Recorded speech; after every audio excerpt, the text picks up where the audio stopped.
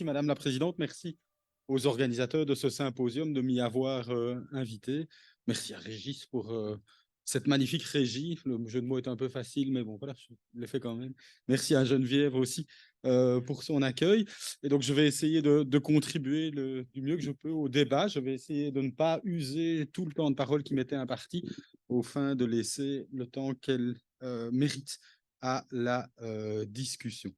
Alors, la doctrine du Eccles Veto est issue de la jurisprudence et de la doctrine américaine relative au premier amendement, et elle désigne les situations où la liberté d'expression au sens le plus large pourrait être limitée, viendrait à être limitée en raison des réactions hostiles, des phobies que le discours concerné suscite effectivement ou susciterait éventuellement lorsque on le redoute. Alors, cette doctrine du Eccles Veto est déjà relativement ancienne, mais elle a trouvé de nouveaux terrains d'expression dans les débats, par exemple, sur la censure dans les campus universitaires, lorsque l'on redoute que telle manifestation, telle prise de parole déclenche des réactions hostiles.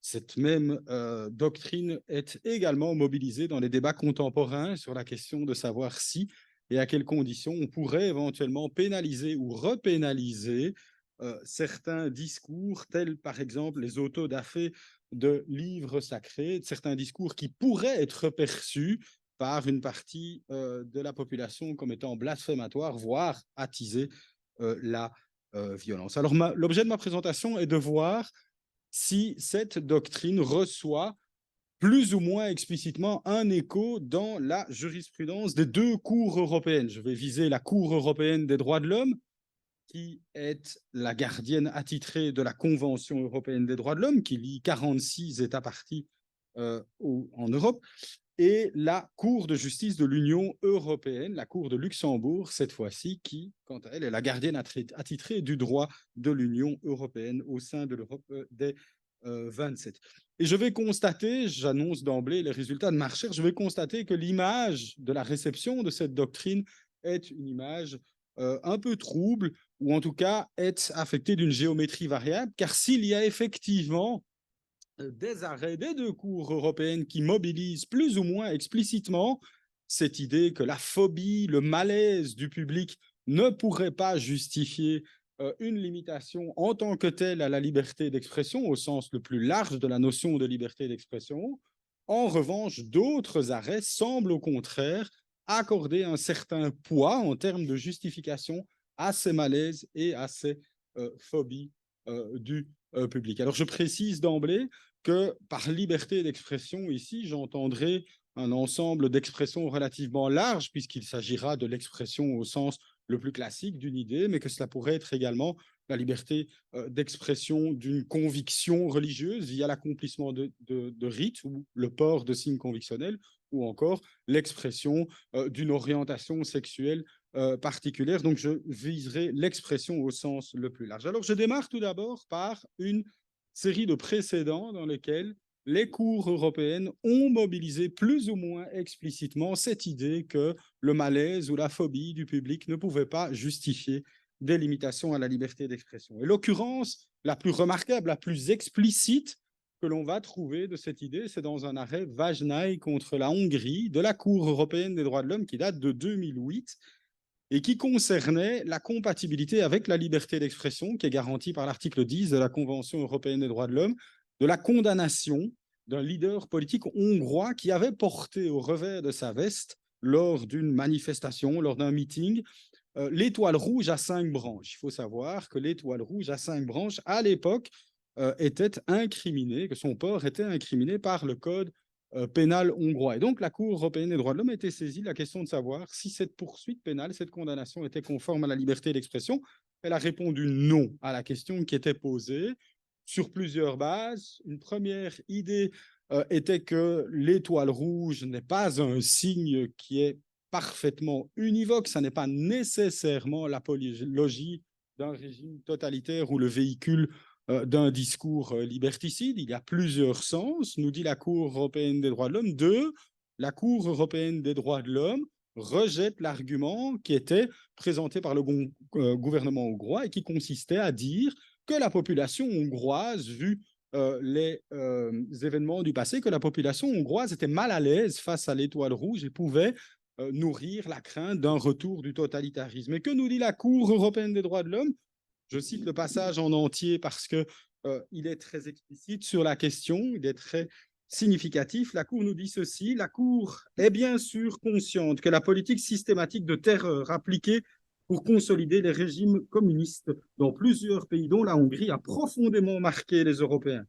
Elle admet que le port d'un tel symbole, donc l'étoile rouge, omniprésent sous la férule de ce régime, puisse causer un malaise aux victimes de ceux et de ceux-ci et à leurs proches, qui peuvent légitimement s'en offusquer. Mais, nous dit la Cour, de tels sentiments, aussi compréhensibles soient-ils, ne sauraient à eux seuls circonscrire la liberté d'expression. Les assurances notoires données par la République... Ah, merci, c'est gentil. Les assurances notoires données par la République de Hongrie sur le plan politique, moral et matériel aux victimes du communisme font que ces craintes ne sauraient être considérées comme rationnelles. Pour la Cour, et c'est le passage que je mets en exergue, un régime juridique qui restreint les droits fondamentaux selon ce que lui dictent les sentiments populaires, qu'ils soient raisonnés ou non, ne saurait passer pour répondre aux besoins sociaux impérieux reconnus dans une société démocratique qui doit demeurer raisonnable dans son jugement. Autrement, n'importe quel élément perturbateur pourrait faire échec à la liberté d'expression et d'opinion. Fin de citation. L'élément perturbateur dans la version anglaise de l'arrêt, c'est le heckler's veto. Alors, dans un commentaire qu'il avait fait de cet arrêt, le professeur Antoine Beuys, professeur à l'université de Leiden à l'époque, avait pronostiqué un grand avenir à cet obitaire du paragraphe 57, un grand avenir parce qu'il avertissait de manière générale du danger de convertir en droit les sentiments populaires. Et donc, il pronostiquait qu'on allait pouvoir retrouver cet obitaire dans toute une série d'arrêts ultérieurs de la Cour et qu'il pourrait être mobilisé dans le cadre de différentes situations au sein de différents États européens. Alors, son pronostic a été tout à fait avisé, puisque on ne retrouvera certes qu'un arrêt de la Cour européenne des droits de l'homme ultérieure, une affaire hongroise aussi, on va retrouver cet obitaire en tout type. Par contre, d'autres arrêts portent les traces évidentes de la même idée, selon laquelle le ressentiment du public ne peut pas justifier la limitation à l'expression de quelque chose qui déplaît à ce public ou à une partie de celui-ci. C'est ainsi que la Cour européenne des droits de l'homme affirme dans toute une série d'arrêts qu'il serait incompatible avec les valeurs sous-jacentes à la Convention qu'un groupe minoritaire ne puisse exercer les droits qu'elle garantit qu'à la condition que cela soit accepté par la majorité. En pareil cas, le droit des groupes minoritaires à la liberté de religion, d'expression ou de réunion deviendrait purement théorique et non pratique et effectif comme le veut la Convention. Ce genre de passage, on va le retrouver par exemple dans un arrêt récent de la Grande Chambre de la Cour européenne des droits de l'homme dans une affaire Fedotova contre la Fédération de Russie. Avant que la Fédération de Russie ne se fasse éjecter du Conseil de l'Europe, la Cour européenne des droits de l'homme statuait dans une série d'affaires la concernant. Et cette affaire-là concernait l'absence de reconnaissance en Fédération de Russie de l'union des personnes des mêmes sexes. Et l'argument de la Fédération de Russie consistait à dire que notamment la société russe était relativement hostile à l'homosexualité et que donc son expression et a fortiori sa reconnaissance était tout à fait justifiée. La Cour européenne des droits de l'homme oppose à cela cette manière de voir là. Idem dans toute une série d'affaires qui concernent, ce sont souvent des affaires russes, l'expression religieuse via l'accomplissement de rites ou de réunions par des minorités religieuses. Ça a concerné en Fédération de Russie des témoins de Jéhovah ou encore des disciples de Krishna. Et c'est chaque fois la même idée, l'expression minoritaire ne doit pas être acceptée par la majorité pour pouvoir avoir lieu. On ne peut s'abriter derrière l'intolérance de la majorité, la phobie, le malaise de la majorité pour limiter cette expression-là. Alors même l'objectivation statistique de la récurrence de ce sentiment de malaise, même l'objectivation statistique ne suffira pas à donner du poids à l'argument, selon la Cour européenne des droits de l'homme. Dans une vieille affaire Smith et Grady contre le Royaume-Uni de 1999, le gouvernement britannique avait tenté de justifier l'exclusion des homosexuels outés de l'armée britannique. Donc, on permettait aux homosexuels d'être dans l'armée britannique du moment que ça ne se sache pas, mais s'ils le révélaient ou qu'ils étaient révélés, ils étaient exclus. Le gouvernement britannique tentait de justifier cette exclusion sur base d'un argument fondé sur le maintien de la sécurité nationale. L'idée était la suivante, selon le gouvernement britannique: l'armée est un milieu homophobe. S'il y a des homosexuels déclarés dans l'armée, ça risque de ruiner le moral des troupes, et des troupes dont le moral n'est pas bon, ce sont des troupes qui ne se battent pas bien. CQFD, c'est un problème de sécurité nationale. Alors, pour étayer son argumentation, le gouvernement avait produit un sondage qu'il avait réalisé dans l'armée britannique qui montrait, chiffre à l'appui, qu'effectivement, une vaste majorité des membres de la troupe étaient homophobes. Et la Cour européenne des droits de l'homme avait cependant balayé l'argument en nous disant ceci: ces attitudes donc négatives de la troupe, même si elles reflètent sincèrement les sentiments de ceux qui les ont exprimés, donc il y a une réalité derrière cette phobie, vont d'expressions stéréotypées traduisant de l'hostilité envers les homosexuels à un vague malaise engendré par la présence de collègues homosexuels, dans la mesure où ces attitudes négatives correspondent aux préjugés d'une majorité hétérosexuelle envers une minorité homosexuelle. La Cour ne saurait les considérer comme étant en soi une justification suffisante. Donc l'argument est clairement rejeté. Alors on va trouver des raisonnements semblables, mais moins explicites dans la jurisprudence de l'autre Cour européenne, celle de Luxembourg, qui porte interprétation des règles du droit de l'Union européenne, notamment relatives au droit antidiscriminatoire, à la lutte contre la discrimination dans les rapports d'emploi. Il y a des directives européennes dédiées à la question et la Cour est souvent conviée à devoir les interpréter. Dans une affaire particulière, la Cour de justice devait éclairer la portée de l'impératif de non-discrimination en présence d'une situation où, et je la décris sur la diapositive, où l'exploitant d'une firme qui posait des ports de garage avait déclaré dans la presse qu'il n'engagerait pas de personnes d'origine étrangère. Pourquoi? Parce que les clients se méfiaient des personnes d'origine étrangère, surtout si elles venaient poser des ports de garage chez elles, et que donc, comme les clients s'en méfiaient, s'ils ne prenaient pas en considération ces attentes des clients, son affaire allait complètement capoter. Que réserve la Cour de justice à ce genre d'argument? Elle révèle le silence le plus total. La discrimination est établie. Il n'y a absolument aucune forme de justification qui puisse être tirée de cela. Alors ici, si on s'en tient à ça, on a l'impression que les lignes sont assez claires. Donc clairement, le malaise, la phobie, le ressenti n'est pas un argument valable. Est-ce que toute la jurisprudence est à l'image de ça? Non. C'est là que je vois une géométrie variable. Je vais déposer tout ça devant vous pour, en vue du débat, éventuellement obtenir vos réactions à ce propos. Dans la jurisprudence des deux cours européennes relatives au port des signes convictionnels par des travailleurs du secteur public ou du secteur privé, on va trouver cette fois-ci effectivement l'idée que le malaise, le ressenti, les sentiments, les perceptions du public peuvent avoir effectivement un rôle dans la justification de limitation à l'expression convictionnelle. Ce fut tout d'abord le cas dans une affaire française qui était portée devant la Cour européenne des droits de l'homme, Ebrahimian contre France, tranché en 2015 et qui concernait le cas d'une infirmière dans un hôpital public parisien, je pense, qui avait vu son contrat, qui était à durée déterminée, non renouvelé parce qu'elle portait le voile. Alors la Cour européenne des droits de l'homme, dans son arrêt, prend soin de noter qu'en fait, il n'y avait aucun acte problématique qui était reprochable à cette infirmière. Et la France ne soutenait pas le contraire.